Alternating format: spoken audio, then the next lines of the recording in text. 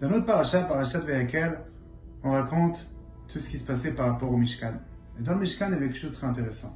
Quand tu rentrais dans le Mishkan, de base, tu voyais le Mizbeach, et après, tu voyais le Kior.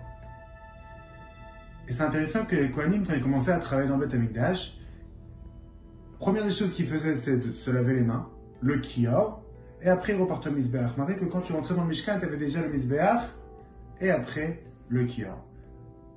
La question est pourquoi? Si la première des choses c'est qu'on se lave les mains et les pieds, alors déjà il fallait mettre le kior au début et après le mizbeach. Rabbi Levi Yitzhak Schneerson, le père du rabbi, il dit quelque chose de très intéressant. Il dit qu'en vérité le mizbeach représente le feu et le kior représente l'eau.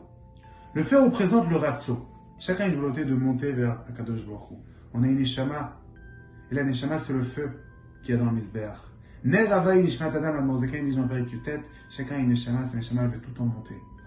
Chacun a des ambitions, chacun a des projets, chacun veut conquérir le monde. Mais il faut savoir qu'il y a aussi un chouv. Chouv, c'est quoi? C'est l'eau. L'eau, c'est ce qui fait que ce qu'il y a dans le feu ne va pas détruire. Beaucoup de fois, on a des projets et on va faire plein de belles choses. Mais on a tellement de feu que des fois, il y a des substances toxiques qui sont dans le feu, qui peuvent endommager autour de nous, qui peuvent brûler les gens autour de nous. Alors nous, on pense que tout est pur. On pense que c'est notre neshama qui y va. Mais des fois, le feu sans eau, c'est-à-dire le ratso sans chou, ça peut être dangereux. C'est pour ça que la première des choses, c'est de se laver les mains. Se laver les mains, ça veut dire déjà, on dit au feu, regarde, t'as un feu, mais il faut que tu sois pur. Et ça, en vérité, le Netilat Yadayim qu'on fait le matin, la première des choses qu'on se lève. Après qu'on fait Modéani, on fait Netilat Yadayim.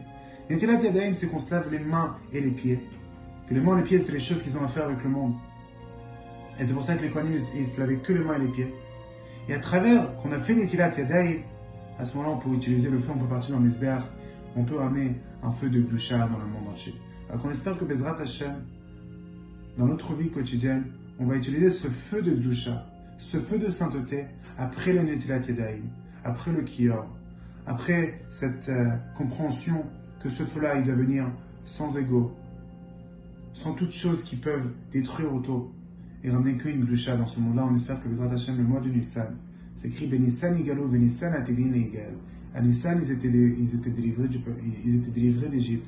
Et à Nissan, Bezrat Hashem, on va être délivrés de cette dernière galoute. Techef Umiad Mamash.